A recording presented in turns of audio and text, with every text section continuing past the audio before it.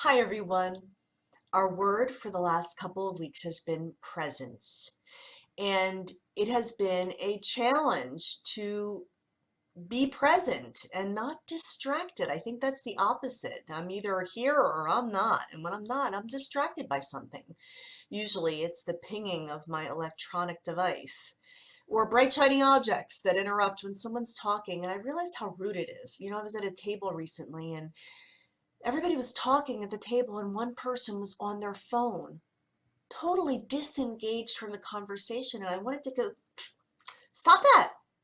We're here right now. Enjoy the moment. And yet, how many times have I been that person too? So guilty as charged. Being mindful of the fact that time is precious and the time with the people you love may be fleeting. To be in the now. And how do I know when I'm in the now? Well, someone once said, and I forget who, but it's really smart. If you are thinking about the future, you're anxious. If you're dwelling on the past, you're depressed. The best way to be happy is to be in the right here and the right now, because you'll never get this moment again. You'll never be as young as you are right now at this moment. And you don't know what tomorrow brings for any of us. And that's not to approach life from a negative tinge, but simply to say, embrace and enjoy and engage with life now. So many times we're waiting for our happily ever after, and that's just a load of baloney, because there is no ever after. Like, after this happens, then I'll be happy. That's the fallacy of happy ever after. No, there's no after. It's just happy. Ever. Now.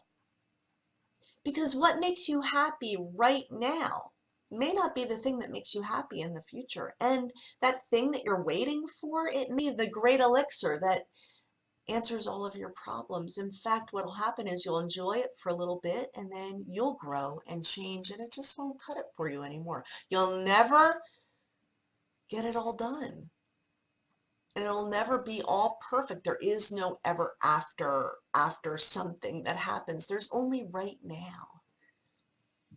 So choose to have your happily ever now, not after.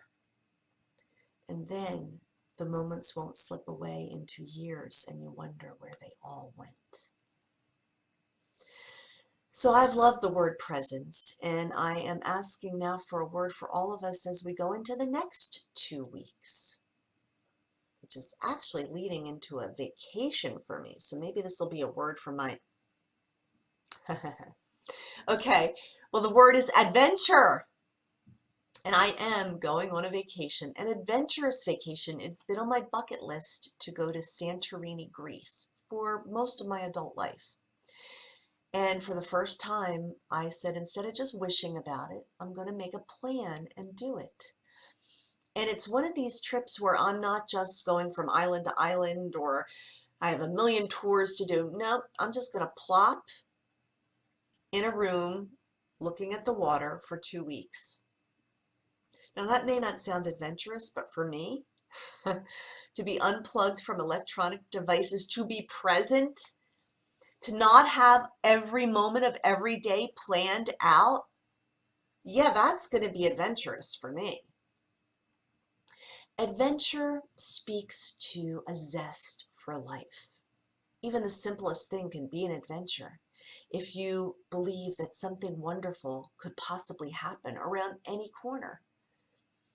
And I do believe that everything's always working out for me. And I do believe everything's always working out for you. And I do believe that even if you're going to Whole Foods on your lunch break, there could be an adventure waiting, a rendezvous, a great captivating conversation, a chance meeting, a lottery ticket purchased. Who knows?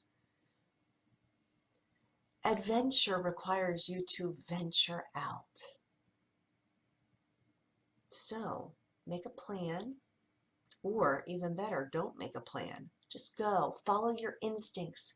Follow the prompting on the inside that says, hey, make a left here. Take a detour there. Take the long way. Find adventure. Adventure gets your blood racing. Adventure makes you excited about life. And even when stuff that happens isn't all that great, you can see it as an adventure, and that just flips the script a little bit. Okay, so you got a flat tire on the way to work. This is an adventure in the making. It's all how you paint the picture of your life. You can either paint it black or paint it great.